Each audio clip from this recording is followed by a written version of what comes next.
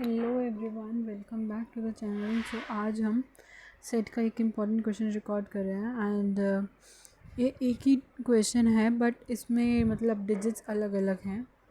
तो सबसे पहले डिजिट है हमारे पास मैं पहले क्वेश्चन ही बता देती हूँ। क्वेश्चन क्या है? क्वेश्चन है अगर हमारे पास दो फाइनाइट सेट है। I am reading this question, wait a moment. या If two finite sets have m and n element and the total number of subset of first set is 56 more than the total number of subset of the second, then find the value of m. Here you have to find the value of m. ठीक है, तो m की value निकालनी है और n की भी निकाल ही लेना। तो इसमें बेसिकली क्या दे रखा है कि जो हमारे पास जो m का जो एलिमेंट है, यानी जो टू फाइनाइट सेट है, m और n उसके एलिमेंट्स हैं। ठीक है, तो उसका जो सबसेट होगा वो 2 की पावर m होगा। ठीक है, वो जो 2 की पावर m है वो क्या है, 56 ज़्यादा है किससे, 2 की पावर n से। तो 2 की पावर m को किसके इक्वल रख देंगे, 56 प्लस 2 की पावर n। फिर यहाँ से ये बोलेंगे कि जो दोनों का जो डिफरेंस है वो किसके इक्वल है, 56 के इक्वल है। ठीक है, 2 की पावर n कॉमन ले लेंगे। जब कॉमन ले लेंगे तो यहाँ पे क्या बचेगा, 2 की power m minus n minus 1।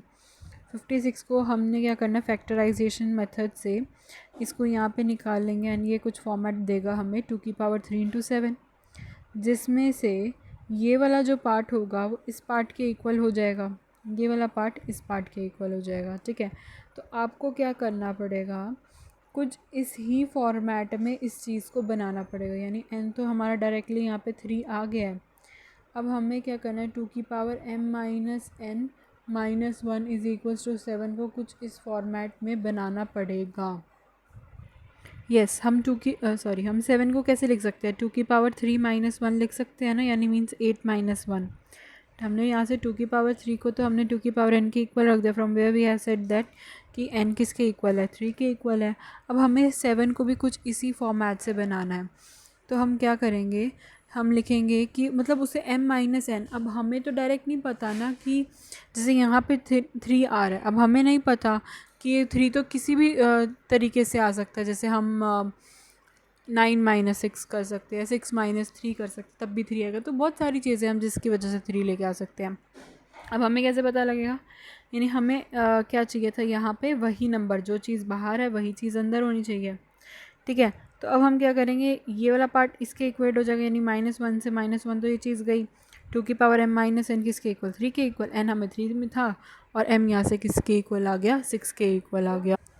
सो हम ये कह सकते हैं m माइनस n किसके इक्वल आ गया, 3 के इक्वल आ गया। एन m की वैल्यू 6 आ गई, n आ गया 3। ठीक है, तो ये एक टाइप ऑफ क्वेश्चन है जो जेई में या फिर नॉर्मल आप अगर स्कूल लेवल एग्ज़ाम देते हो तो उसमें मतलब क्वेश्चन आते हैं।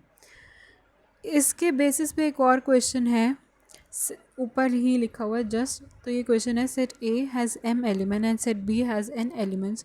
If the total number of subset of A is 1 1 2 more than total number of subset of B, then find the value of m into n is equals to, मतलब answer दे रखा है यहाँ पे।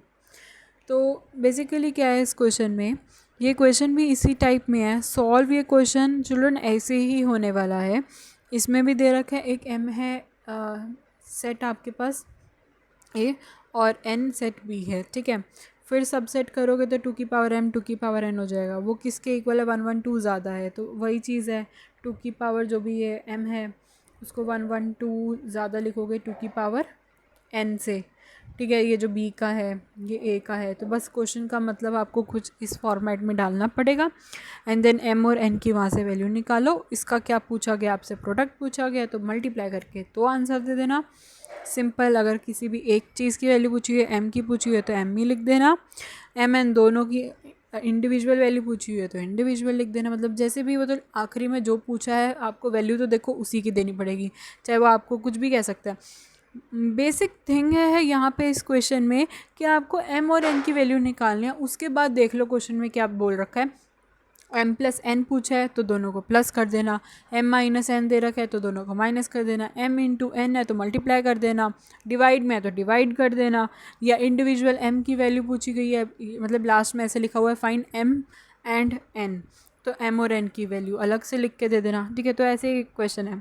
अब इसके अंदर हमने कौन सा किया था, 56 वाला यूज़ किया था। इसमें 112 दे रखा है, एक है 992, वो भी ऐसे ही है, मतलब उसको भी इसी इक्वेशन में की तरह बनाना। जैसे ये क्वेश्चन है, ये है, इन तीनों क्वेश्चन को इसी फॉर्मेट में बनाना।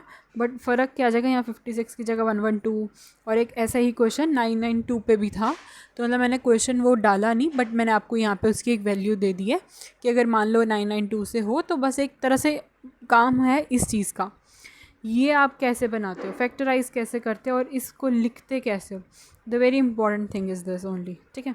सो आई होप आपको ये एक टाइप ऑफ क्वेश्चन समझ में आया होगा। एक ही वीडियो के अंदर हमने 3 क्वेश्चन कर लिए हैं। चलो मिलते हैं नेक्स्ट वीडियो में, till then take care and bye bye, thanks for watching.